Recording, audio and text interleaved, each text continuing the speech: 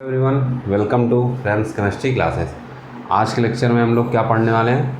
आज के लेक्चर में एक छोटा सा कॉन्सेप्ट जो एग्जामिनेशन पॉइंट ऑफ व्यू से बहुत ही इम्पॉर्टेंट है, जो कि जिससे हमारे जेई मेंस में भी क्वेश्चन पूछे गए हैं, नीट में भी पूछे गए हैं, 11th and 12th board exam में भी क्वेश्चन पूछे गए हैं।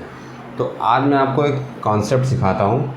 तो वो आपको एक मॉलिक्यूल देगा और बोलेगा इसमें नंबर ऑफ सिग्मा बॉन्ड कितने हैं। तो आप तो या तो उस मॉलिक्यूल का स्ट्रक्चर बना के एक एक सिग्मा बॉन्ड को कैलकुलेट करिए। तो अगर आप ऐसा करेंगे कि उस मॉलिक्यूल का स्ट्रक्चर बना के number of sigma bond calculate करेंगे तो आपका बहुत ही ज़्यादा टाइम कंज्यूम हो जाएगा, और हमारे ऑब्जेक्टिव क्वेश्चन में आप एक क्वेश्चन पे ज़्यादा टाइम देंगे तो आपके लिए पाप है। ठीक है, तो इस पाप से कैसे बचेंगे आइए मैं आपको बताता हूँ। एक छोटा सा ट्रिक बताऊँगा जिसके हेल्प से आपको मॉलिक्यूल का स्ट्रक्चर भी नहीं बताना पड़ेगा, बस टोटल नंबर ऑफ एटम से ही आपको पता चल जाएगा कि उस मॉलिक्यूल के अंदर total number of sigma bond कितने हैं। ठीक है, तो आइए मैं आपको बताता हूँ कैसे नंबर ऑफ सिग्मा बॉन्ड निकालेंगे बिना कंपाउंड का स्ट्रक्चर बनाए हुए। ठीक है, आइए देखते हैं। Number of sigma bond is equal to total number of atom minus 1 plus n। अब ये n का क्या चक्कर है। n जो है हमारे कंपाउंड में जिसमें हमें सिग्मा बॉन्ड निकालना है उसमें कितने रिंग प्रेजेंस है वो क्या बताएगा, हमें n की वैल्यू बताएगा। इफ़ जिस कंपाउंड में हमें नंबर ऑफ सिग्मा बॉन्ड निकालना है यदि उसमें कोई भी रिंग नहीं प्रेजेंट हो तो ऐसे कंपाउंड को हम लोग क्या बोलते हैं, एसाइक्लिक कंपाउंड या ओपन चेन कंपाउंड। ऐसे कंपाउंड के लिए n की वैल्यू क्या हो जाएगी, 0 हो जाएगी। इफ़ हमें उस जो कंपाउंड उसने दिया है उसमें नंबर ऑफ सिग्मा बॉन्ड निकालना है और उसमें क्या है, नंबर ऑफ रिंग कितने हैं, 1 है, जिसको हम लोग क्या बोलते हैं, ऐसे टाइप के कंपाउंड को क्या बोलते हैं, मोनोसाइक्लिक कंपाउंड। तो उसके लिए n की वैल्यू क्या हो जाएगी, 1 हो जाएगी। अगर वो बाईसाइक्लिक कंपाउंड है तो n की वैल्यू क्या हो जाएगी, 2 हो जाएगी। अगर वो ट्राईसाइक्लिक कंपाउंड है तो n की वैल्यू क्या हो जाएगी, 3 हो जाएगी। मतलब कोई भी कंपाउंड हो, मतलब बस हमें उसमें रिंग पता होना चाहिए। पॉलीसाइक्लिक कंपाउंड जितने रिंग होंगे उसी के अकॉर्डिंग हम क्या करेंगे, n की वैल्यू लेके यहाँ पे पुट कर देंगे। और ये तो आपको पता ही है कि उस मॉलिक्यूल में टोटल नंबर ऑफ एटम कितने हैं। ठीक है, ये हो गया। तो क्या होता है, कभी कभी क्वेश्चन में n की वैल्यू दिया रहता है, ठीक है, लेकिन कभी कभी क्या होता है n की वैल्यू क्वेश्चन में नहीं दिया रहता है। तो उस केस में हमें n की वैल्यू कैसे पता चलेगी, उस केस में क्वेश्चन क्या होता है, हमें खुद बताता है n की वैल्यू। कैसे बताता है, मैं आपको कुछ एग्जाम्पल देके बताता हूँ जो हमें खुद बताएगा कि n की वैल्यू क्या होगी। ठीक है, तो आइए कुछ एग्जाम्पल लेते हैं। ठीक है, अच्छा, कुछ एग्जाम्पल लेने से पहले मैं इसको थोड़ा सा और फार्मूलाइज कर देता हूँ। ठीक है, आइए देखते हैं। तो नंबर ऑफ सिग्मा बॉन्ड आपने देख लिया क्या होता है, total number of atom minus 1 plus n, ये होता है। अब मैं अगर बात करूँ number of sigma bond, number of sigma bond in acyclic compound, acyclic compound या इसी को क्या बोलते हैं, ओपन चेन। मतलब ऐसा ऑर्गेनिक कंपाउंड जिसमें कोई भी रिंग ना प्रेजेंस हो तो उसको क्या बोलते हैं, एसाइक्लिक कंपाउंड बोलते हैं। तो ऐसे के लिए क्या हो जाएगा, टोटल नंबर ऑफ एटम हमने क्या डिनोट कर दिया, ए से डिनोट कर दिया टोटल नंबर ऑफ एटम को, -1। और आपको पता है कि n की वैल्यू क्या हो जाएगी, एसाइक्लिक कंपाउंड के लिए 0 हो जाएगी। तो यहाँ पे अगर हम 0 रखेंगे तो क्या हो जाएगा, number of sigma bond in acyclic compound या open chain is equal to total number of atom -1। ठीक है, इसको हम हटा भी सकते हैं। तो हमारा जो फार्मूला बना वो क्या हो जाएगा,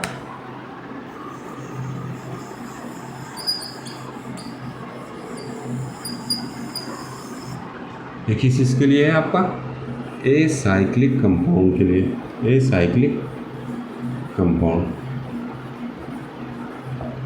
ठीक है, तो अगर हम एग्जामिनेशन पॉइंट ऑफ व्यू से देखें तो जो क्वेश्चन होते हैं सिग्मा बॉन्ड पे वो क्या होता है, हमारे एसाइक्लिक कंपाउंड से ही पूछता है। लेकिन एग्जामिनर का कोई भरोसा नहीं, वो कहीं से भी क्वेश्चन पूछ सकता है, मोनोसाइक्लिक, बाईसाइक्लिक, पॉलीसाइक्लिक, तो हमें सब आना चाहिए। ठीक है, तो हम कुछ और के लिए देख लेते हैं, मोनोसाइक्लिक, बाईसाइक्लिक, ट्राईसाइक्लिक के लिए भी देख लेते हैं क्या होगा, थोड़ा सा इसको फार्मूलाइज करके। ठीक है, अब देखते हैं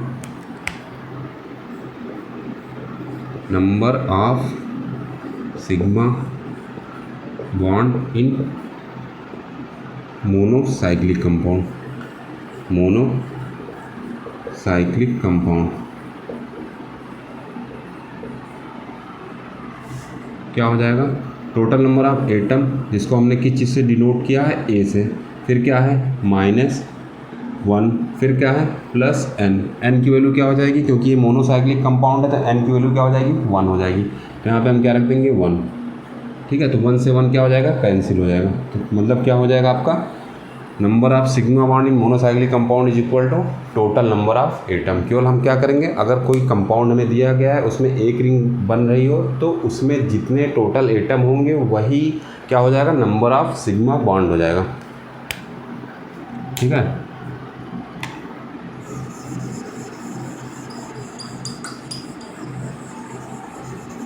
ये किस चीज़ के लिए है, monocyclic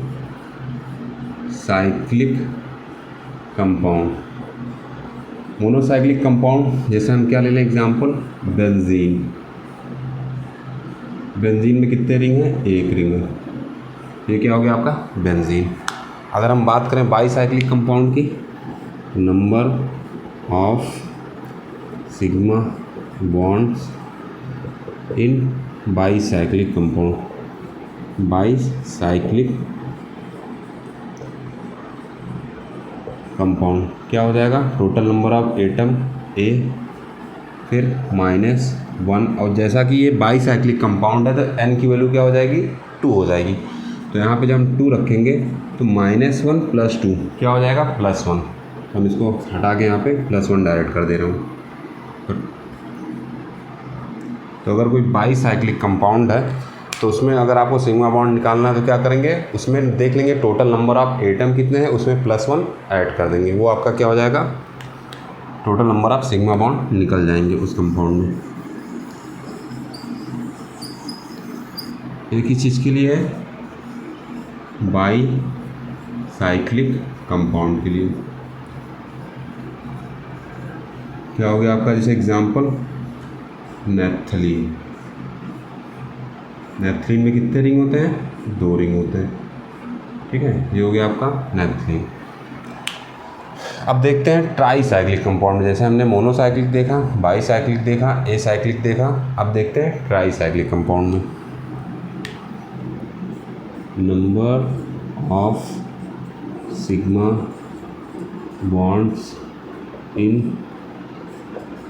tricyclic compound is equal to क्या हो जाएगा, टोटल नंबर ऑफ एटम क्या हो गया, ए हो गया, -1 + n, n की वैल्यू क्या हो जाएगी, क्योंकि ये ट्राईसाइक्लिक कंपाउंड है तो n की वैल्यू क्या हो जाएगी 3 हो जाएगी, तो यहाँ पर हमने क्या रख दिया 3। तो इसको जब आप सॉल्व करेंगे तो -1 + 3 क्या हो जाएगा +2, तो मैं इसको डायरेक्ट लिख दे रहा हूँ यहाँ पे क्या हो जाएगा +2 हो जाएगा। तो ये किस चीज़ के लिए हो गया, ट्राईसाइक्लिक कंपाउंड के लिए। अगर आपको ट्राईसाइक्लिक कंपाउंड में नंबर ऑफ सिग्मा बॉन्ड निकालना है तो ये फार्मूला लगेगा। ठीक है, ये किस चीज़ के लिए है, ट्राईसाइक्लिक कंपाउंड के लिए। जैसे इसका एग्जांपल क्या हो जाएगा, एंथ्रासीन।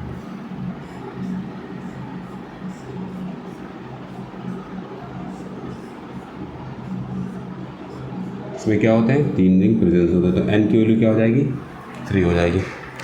तो आप लोग देख रहे होंगे कि हमने नंबर ऑफ सिग्मा बॉन्ड जो है निकाल लिया किस चीज़ में, ए साइक्लिक कंपाउंड या ओपन चेन कंपाउंड में क्या होता है, टोटल नंबर ऑफ एटम -1, ये किस चीज़ के लिए हो जाएगा, ए साइक्लिक कंपाउंड के लिए। मोनोसाइक्लिक कंपाउंड के लिए जितने टोटल एटम है उस कंपाउंड में वही नंबर ले लेंगे, वही क्या हो जाएगा आपका number of sigma bond. Bicyclic compound के लिए क्या हो जाएगा, जितने उस कंपाउंड में टोटल एटम है उसमें क्या करेंगे +1 ऐड कर देंगे, वो किस चीज़ के लिए हो जाएगा, बाईसाइक्लिक कंपाउंड के लिए हो जाएगा। और अगर हम बात करें ट्राईसाइक्लिक कंपाउंड के लिए तो टोटल एटम उस कंपाउंड में देख लेंगे कितना है, उसमें +2 ऐड कर देंगे, वो क्या हो जाएगा, उस ट्राईसाइक्लिक कंपाउंड में नंबर ऑफ सिग्मा बॉन्ड हो जाएगा। ठीक है, तो यहाँ तक आप लोग नोट करिए। ठीक है,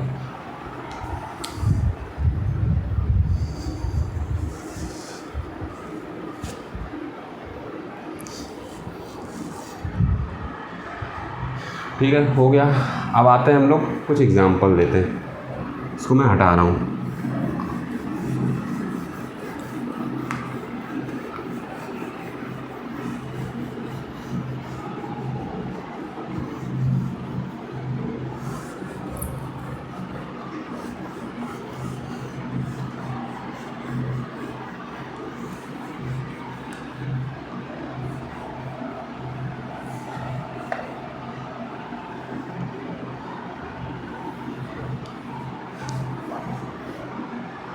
आइए कुछ एग्जाम्पल से खेलते हैं। ठीक है, जैसे हमने एग्जाम्पल ले लिया क्या, C8H18, इसको क्या बोलते हैं, ऑक्टेन। अब आप चाहें एन ऑक्टेन लीजिए चाहे आइसो ऑक्टेन लीजिए, हमें कोई मतलब नहीं, क्योंकि हमें तो मतलब है टोटल नंबर ऑफ एटम से। आप एन ऑक्टेन लेंगे आइसो ऑक्टेन लेंगे, मॉलिक्यूलर फार्मूला तो सेम ही रहेगा। ठीक है, तो अब इसमें देखते हैं total number of sigma bond कितने। तो हमारा सबसे पहले टारगेट क्या है कि टोटल एटम को काउंट करेंगे, इसमें कितने हैं। तो टोटल एटम कितने हैं, 18 हाइड्रोजन के 8 कार्बन के, कितने हो जाएंगे, 26। फिर क्या करना है, -1 करना है, और यहाँ पे n की वैल्यू क्या होगी, 0, क्योंकि ये क्या है, acyclic compound. N octane या आइसो ऑक्टेन में कोई भी रिंग नहीं प्रेजेंस है, तो यहाँ पे n की वैल्यू क्या हो जाएगी, 0 हो जाएगी। तो हमारा कितना आ गया, 25 सिग्मा बॉन्ड। तो आप देख रहे होंगे कि कितने कम टाइम में हमने total number of sigma bond निकाल लिया। यही आप अगर इसका स्ट्रक्चर बना के करते तो बहुत ज़्यादा टाइम लगता है। जैसे देखते हैं कैसे, जैसे क्या है, ऑक्टेन दिया C8H18। अब हम इसका स्ट्रक्चर बना के भी आपको दिखा दे रहा हूँ। जैसे आप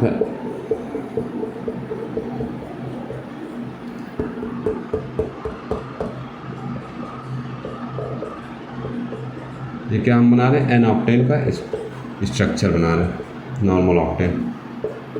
देखिए कितना टाइम लग रहा है। एक बार आप स्ट्रक्चर बनाएंगे फिर जाके सिग्मा बॉन्ड गिनेंगे तो आपका 2 मिनट चला जाएगा एक क्वेश्चन पे। हमारे ऑब्जेक्टिव क्वेश्चन पे अगर इतना टाइम देंगे तो बहुत बड़ा पाप है, क्योंकि क्वेश्चन आपके बाद वाले छूट जाएंगे।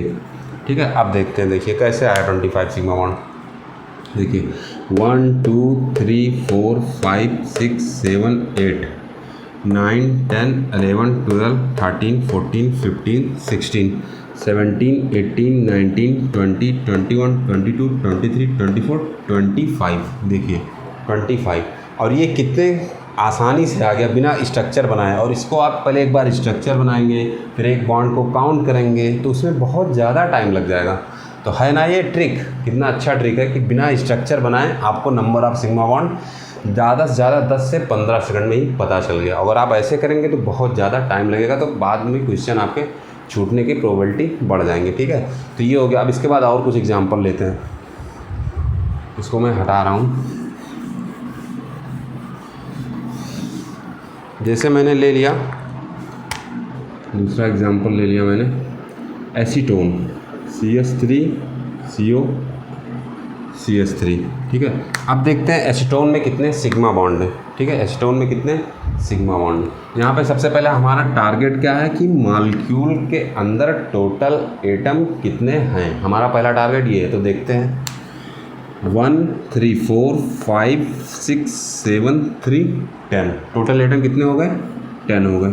फिर -1 प्लस n, और इसमें आपको पता है कि n की वैल्यू क्या हो जाएगी, 0, क्योंकि जो एसीटोन होता है वो क्या होता है, ए साइक्लिक कंपाउंड है, तो इसलिए n की वैल्यू क्या हो जाएगी, 0। तो यहाँ पे हम क्या रखेंगे, n की वैल्यू 0। तो कितना आ गया, 9 सिग्मा बॉन्ड आ गया। अब देखिए बिना स्ट्रक्चर बनाए आपने सिग्मा बॉन्ड निकाल लिया। कितना आसान है, कितना अच्छा ट्रिक है। ठीक है, आइए और एग्जांपल ले लेते हैं। जैसे हमने ले लिया क्या, C6N4, इसको क्या बोलते हैं हम लोग, टेट्रासाइनोइथाइलिन बोलते हैं। अब इसमें हमें सिग्मा बॉन्ड निकालना, तो सबसे पहला टारगेट क्या है, टोटल एटम कितने हैं। तो टोटल एटम कितने हो जाएंगे, 6 कार्बन के और 4 नाइट्रोजन के। टोटल एटम कितने हो जाएंगे, 10 हो जाएंगे, 10। फिर क्या हो जाएगा -1, और जैसा कि आपको पता है कि इसमें n की वैल्यू क्या है 0, तो यहाँ पे क्या हो जाएगा +0, तो 10 - 1 कितना हो जाएगा 9 सिग्मा बॉन्ड इसमें भी आ गया। ठीक है, तो टेट्रा साइनो इथाइलिन में कितने सिग्मा बॉन्ड हो गए 9। ठीक है, अब देखते हैं और एग्जांपल ले लेते हैं। जैसे हमने ले लिया क्या एग्जांपल,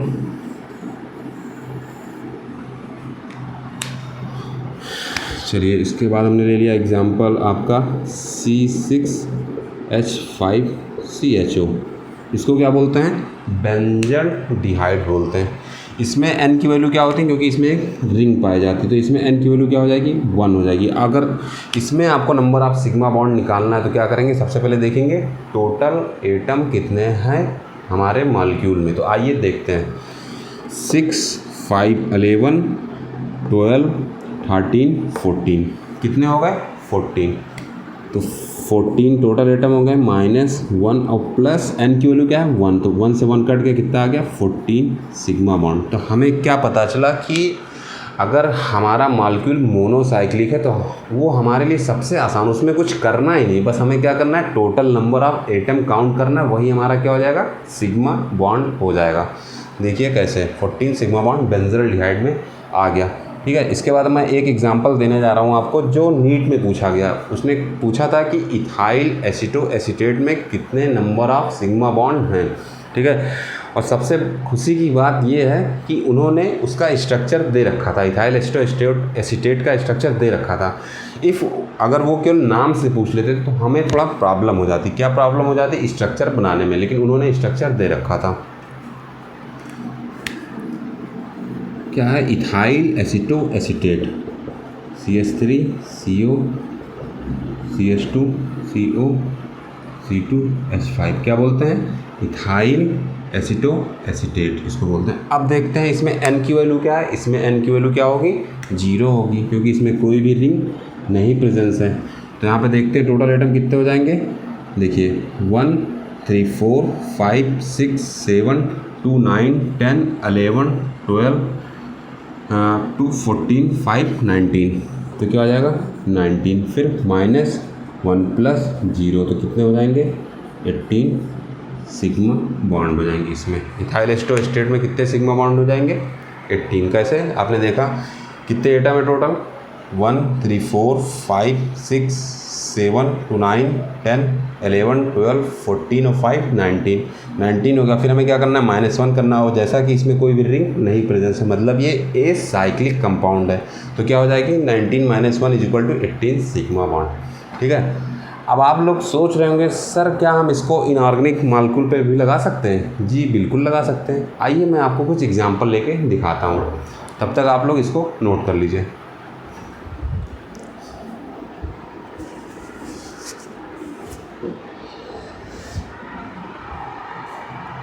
ठीक है,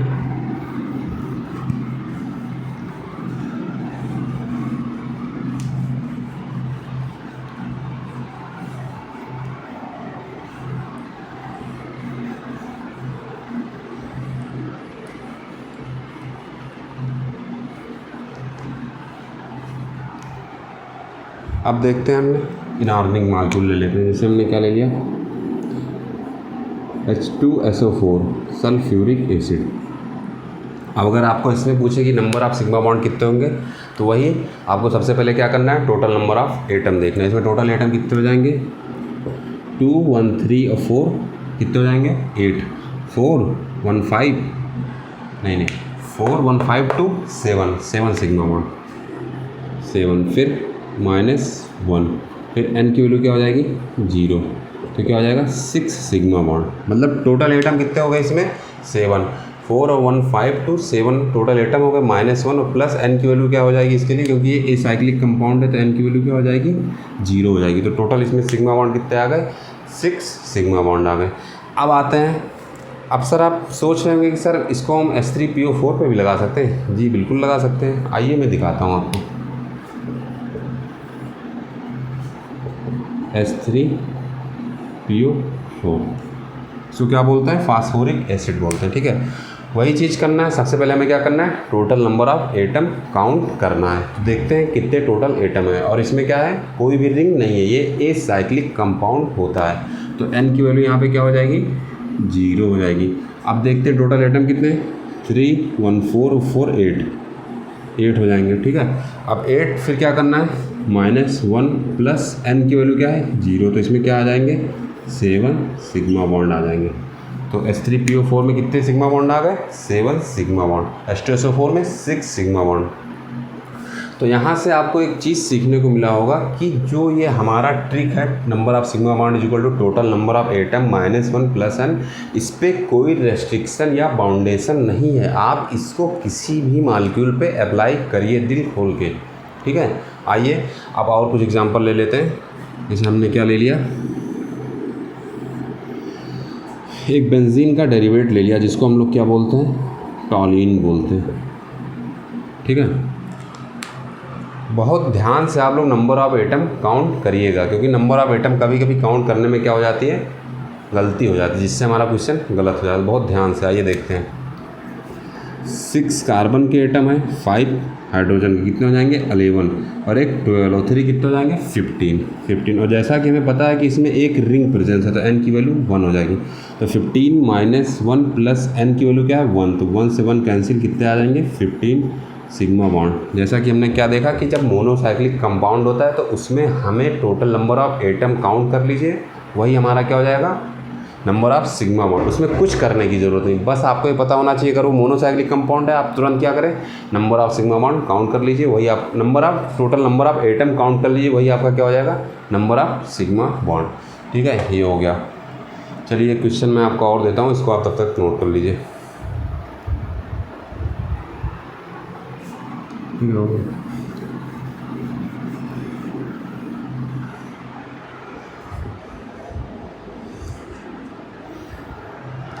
देखते हैं,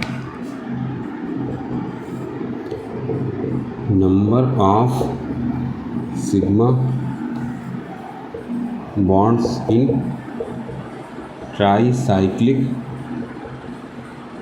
P4O10।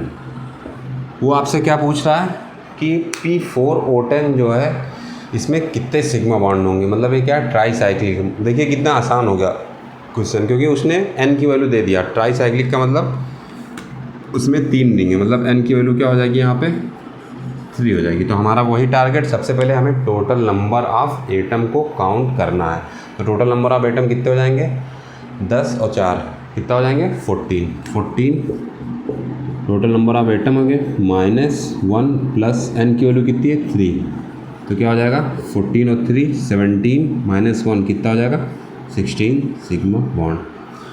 तो मैं अब ये उम्मीद करता हूँ कि आप लोग को ये ट्रिक आ गया, कैसे किसी भी मॉलिक्यूल में हम नंबर ऑफ सिग्मा बॉन्ड को निकाल लेंगे बिना उसका स्ट्रक्चर बनाए।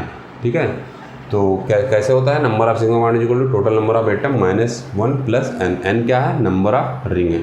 ठीक है, तो आज का लेक्चर मैं यहीं पे ख़त्म करता हूँ। नेक्स्ट लेक्चर में हम देखेंगे कि कैसे नंबर ऑफ पाई बॉन्ड निकालेंगे किसी मॉलिक्यूल में बिना उस मॉलिक्यूल का स्ट्रक्चर बनाए, क्योंकि पाई बॉन्ड भी अगर हम निकालेंगे स्ट्रक्चर बना के तो हम उसमें भी बहुत टाइम लग जाएगा। तो उसके लिए भी मैं आपको ट्रिक बताऊंगा कि आपको मॉलिक्यूल का स्ट्रक्चर ना बनाना पड़े और आप नंबर ऑफ पाई बॉन्ड निकाल लें। ठीक है, तब तक के लिए धन्यवाद, थैंक यू।